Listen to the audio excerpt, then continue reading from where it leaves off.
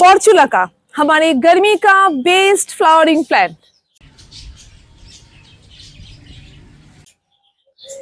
Best इसलिए क्योंकि ये बिना केयर के भर भर के फ्लावरिंग करता है, और अगर थोड़ी सी केयर कर दो तो ये इसका बेस्ट परफॉर्मेंस दे सकता है।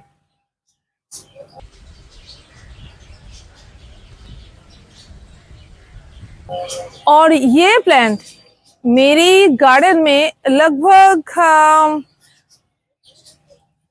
50% प्लांटर में यूं ही आ गया है खरपतवार की तरह।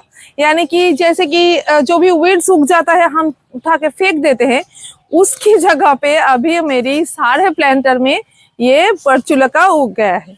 और तो फिर ये मल्टीपटल वाला जो पोर्चुलाका होता है वो वाला, कुछ सिंगल का भी है, तो दोनों टाइप का है, तो उनको मैं हटा के फेंक ही नहीं पा रही हूँ। तो चलिए दोस्तों, आज मैं आपके साथ शेयर करूंगी वही हमारा खरपतवार को हम एक बेहतर सुंदर डेकोरेटिव क्या बोलूं लुक दे सकते हैं उसी प्लांट से। तो चलिए मैं आज इसकी आसान केयर टिप्स बताऊंगी और आप कैसे इस गर्मी में इस प्लांट का आनंद ले सकते हैं, खूबसूरती का आनंद ले सकते हैं, सब बताऊंगी। चलिए, आसान सा केयर, कुछ भी ज्यादा कुछ देने की जरूरत नहीं है। मैं तो इसको बिल्कुल ऑर्गेनिकली करती हूँ। आज मैं आपको जो भी शेयर करूंगी बिल्कुल ऑर्गेनिकली केयर, सॉइल मीडिया कैसे प्रिपरेशन करते हैं, कैसे डेकोरेशन के लिए आइडिया दे सकते हैं, सब बताऊंगी। पर अगर आपके पास ऑर्गेनिक फूड्स नहीं होते तो आप केमिकल भी दे सकते हैं, कोई बात नहीं है, पर हाँ हल्के डोज में दे देना तो चलेगा। तो चलिए शुरू करते हैं। चलो पहले दिखा लूं कहाँ कहाँ पर ऐसे ये मेरा प्लांट उग गया है। देख लीजिए, ये एक चाइनीज बेनियन ट्री इसकी पॉट में उगा है। इतना सारा सब छोटे छोटे प्लांट है, मैं उठा ही नहीं पा रही हूँ, फेंक ही नहीं पा रही हूँ ना। चलो ये देखो, ये एडेनियम के बीच में देखिए, ये एक वो एक, ओके। उस पर देखिए, उस बुगनवेलिया की प्लांटर में तो अच्छी तरीके से ग्रोथ ले चुका है, वो फूल खिल भी रहा है, मैंने उसको उठाया ही नहीं है, रहने दे रही हूँ। और वो देखिए उस प्लांटर में भी उग गया है, सब में है होगा। आप 50 क्या 50 से ज्यादा, ये देखो इस सबको मैं उठा उठा के अलग अलग प्लांटर में शिफ्ट ऑलरेडी कर दिया है मैंने, और भी करूंगी। हैंगिंग प्लांटर में कर रही हूँ कुछ शिफ्ट, कुछ ऐसे पॉट में भी करूंगी। ये देखिए इधर उग गया है, मैं जिधर भी देखूं ना मुझे मिल जाता है। कुछ तो मैंने फेंक भी दिया है जब घास को साफ कर रही थी। ये देखो ये वाला, वो देखो पिछले साल का जो था वो अभी भी है वैसे ही। उसको उठा के स्टेम कटिंग अगर ग्रो करूँ तो और भी बेहतर फूल खिलेगा। टाइम मिलेगा तो वो भी कर दूंगी। अगर आपके पास ऐसा पुराना प्लांट है तो उसको उठा के फिर बिल्कुल मिट्टी को चेंज करके, और प्लांट उसकी जो रूट है उसको रखिए, कोई बात नहीं है, पर जो साइड साइड से ब्रांच निकल रहा है उसको भी अगर आप छाट के अलग करोगे ना तो और भी सुंदर प्लांट बनेगा, उसकी ग्रोथ अच्छा होगा। ये देखिए, इसको मैंने शिफ्ट कर दिया है ऑलरेडी, वो जो मैंने दिखाया ना चाइनीज बेनियन की ट्री में, तो वो वाला प्लांट देखो, वहां से ही उठा के मैंने लिया था, तो कितना सुंदर ग्रोथ हो गया। अगर अलग कर दूंगी ना तो बहुत सुंदर ग्रोथ होगा। बस टाइम की बात है, जो जितना वक्त मिल रहा है मैं काम कर रही हूँ। ये देखिए, इधर देखिए, ये बुगनवेलिया के पॉट में, और देखोगे ये देखो इधर एक बुगनवेलिया के पॉट में सारे प्लांटर में ये मेरी फ्री का प्लांट है, तो इस सबको मैं सही से अच्छे से रखूंगी। ये देखिए इधर भी फूल खिलेगा पीले रंग के। चलिए अभी इसकी पॉटिंग मीडिया देखिए, मैं जो ऐसे जो रूफ को जब झाड़ू देते वक्त जो भी सॉइल आता है ना, मैं एक प्लांटर में किसी पॉट में मैं जमा कर लेती हूँ, और उसको ही मैंने ले लिया है। ठीक है, इसमें कुछ पत्ते हैं, सूखे हुए पत्ते, हल्के फुल्के से, मैं ज्यादा नहीं रखती, मैं साफ कर दिया मैंने। और ये देखिए ग्रास सीड के मेरी जो छिलके है, ये वाला भी, ये भी इसके साथ मिक्स है। तो कुछ मैंने बोला ना, झाड़ू लगाते वक्त जो भी मिला सबको दे दिया है। और ये क्या अच्छा है, इसका थोड़ा सा यारी रखेगा। अगर आप लीफ कंपोस्ट देते हो या तो आप राइस हस्क को देते हो तो भी वो बहुत अच्छा होता है ऐसे प्लांट के लिए, क्योंकि ये सकुलेंट है। इसकी रूट बहुत मोटा मोटा नहीं होगा, पतला सा रूट होगा, तो उसको सफोकेट नहीं करना चाहिए तो चलेगा। क्योंकि किसी फ्रेंड से मैंने सुना है कि उनका पोर्चुलाका मर जाता है, तो मैं इसलिए बोल रही हूँ कि एयरी रखो तो कुछ प्रॉब्लम नहीं होगा। एयरी एंड वेल ड्रेन, बस यही फंडा है सारे प्लांट का। तो बस मैंने ये वाला प्लांटर रेडी कर लिया है। कुछ टूटा फूटा प्लांटर कुछ भी मैंने नहीं छोड़ा। इधर मैं कुछ और प्लांट तो ग्रो नहीं कर पाऊंगी तो क्या करूंगी, फेंक दूंगी क्या। ये सारे टूटे हुए प्लांटर को मैंने इधर रख दिया। हाँ भाई, अच्छा प्लांटर है तो वो दूसरे प्लांट के लिए है, जो जो बड़े बड़े मोटे मोटे रूट्स होते हैं उनको मैं यहाँ नहीं रखूंगी। उल्टा इधर टूट भी रहा है ये वाला पॉट, पर पोर्चुला का करूंगी तो कोई खतरा नहीं है, भारी भी नहीं होगा और साथ में उसमें कुछ टूटने उठने का डर नहीं होता है। अगर टूट भी गया तो प्लांट खराब नहीं होगा, प्लांट डैमेज ही नहीं होगा। तो चलिए कर लेते हैं।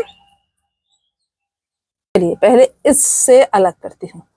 ये देखिए इधर 3 प्लांट हो गया है, ठीक है। हो सकता है सब 3 क्या 4 हो गया है, हो सकता है सब सेम कलर का हो, तो एक इधर से लूंगी, दूसरा दूसरे जगह से लेने वाली हूं मैं।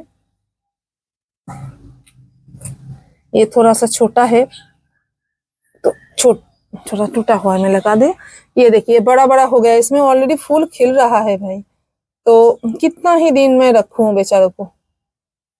तो उठा रही हूँ यहाँ से।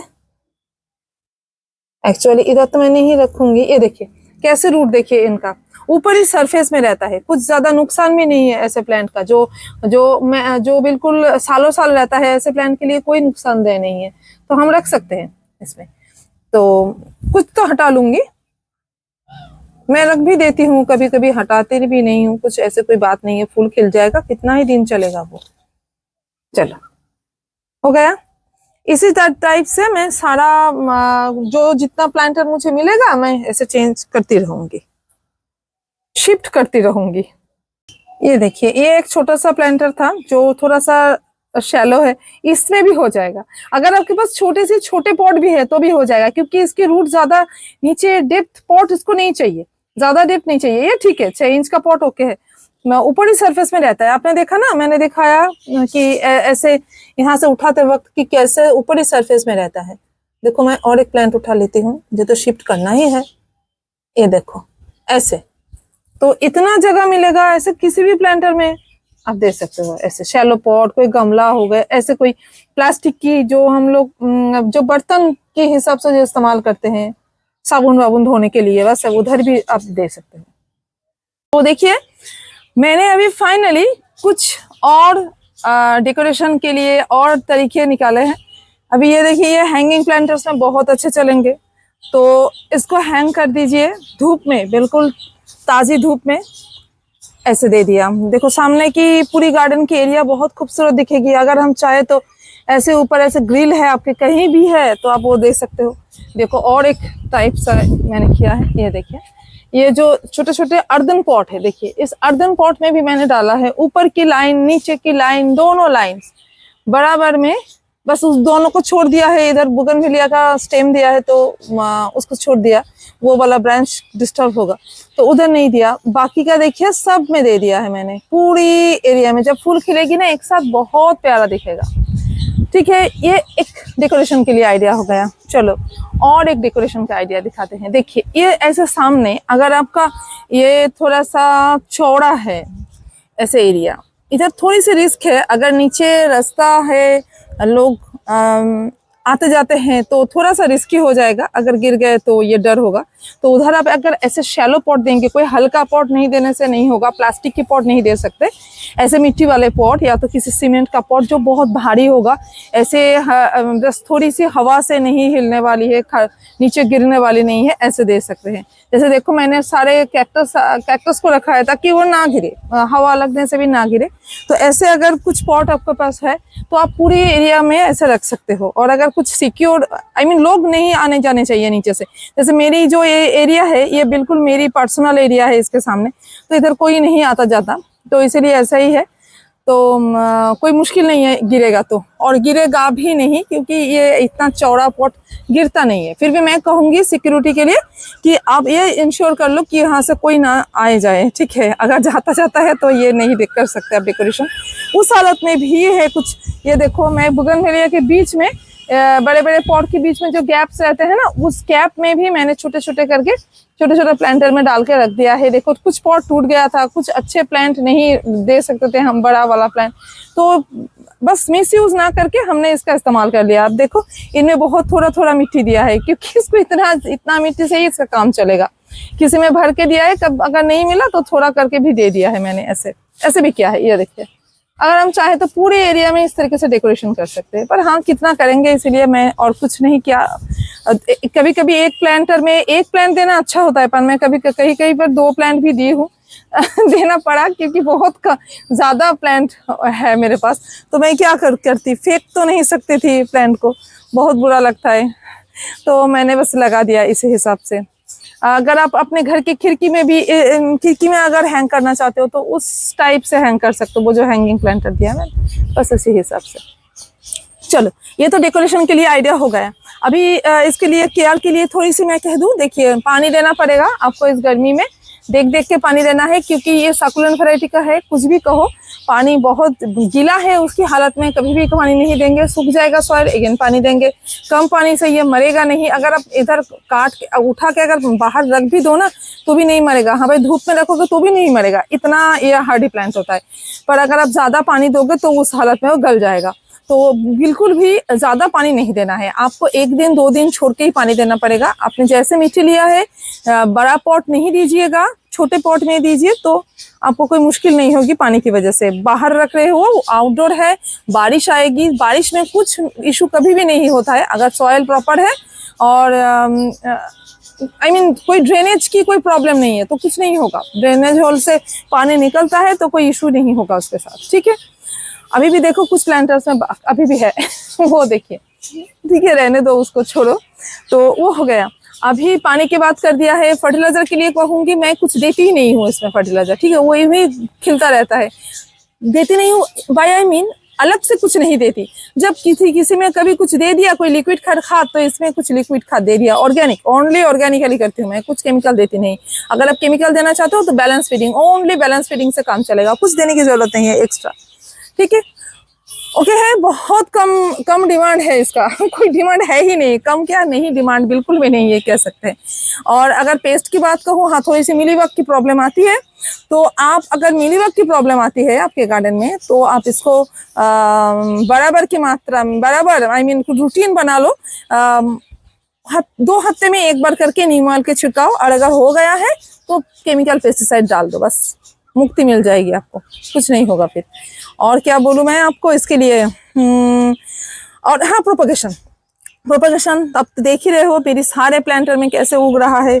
उधर देखो हो रहा है, मैंने देखा ना अभी, वो देखो बस सीड से होता है। जब फूल खिलेगा तो फूल के नीचे देखोगे सीड होगा, ठीक है। उस सीड को अगर रखते हो, आप पकने देते हो, सीड बनने देते हो, तो सीड आपको मिलेगा, और उस सीड से आप तैयार कर सकते हो। ये देखो कैसे सीड होता है, ये देखो छोटा, देखा ना, ये इससे ही, ये अगर सूख जाएगा तो इधर से आपको काला काला सीड मिलेगा, और वही सीड जर्मिनेशन होके डिफरेंट कलर भी हो सकता है, कुछ भी हो सकता है, या तो ऐसे कलर के भी आ सकता है, ठीक है। और ये सीड मिट्टी के अंदर रह जाता है तो हमें दूसरे साल में इससे फिर से प्लांट मिल पाता है। तो ये तो एक अलग बात है, ठीक है। अभी मैं और कुछ कहूंगी, देखो और एक केयर है, फूल अगर आपका प्लांट में देखोगे, अगर आप ज्यादा नहीं खिल रहा है, प्रॉब्लम कर रहा है, तो आप क्या करोगे, नजर दोगे, ये सूखे इन सीड को हटाना है आपको, क्योंकि ये ही कारण है प्लांट में फूल ज्यादा नहीं आने की। जब फूल खिल गया, खत्म हो गया, तो सीड बनने मत दो, सीड बन गया है तो उसको हटा दो। जैसे कि ये वाला सीड, इसको नहीं चाहिए हमें, बस ऐसे हटा दो। अगर आप चाहो, और एक तरीका है, ऐसे इतना थोड़ा सा काट लो और काट के इधर स्टेम प्रोपगेशन कर सकते हो, कोई बहुत अच्छा होगा स्टेम प्रोपगेशन से। जैसे मैं बस इतना काट के फेंक ही देती हूँ, ठीक है। ओके, तो दोस्तों आज के लिए बस इतना ही था। आप भी ऐसे ही बहुत आसानी से इजीली आप इस प्लान को कर सकते हो, अपने गार्डन को एक अलग सी डेकोरेटिव लुक दे सकते हो। Thank you, happy gardening.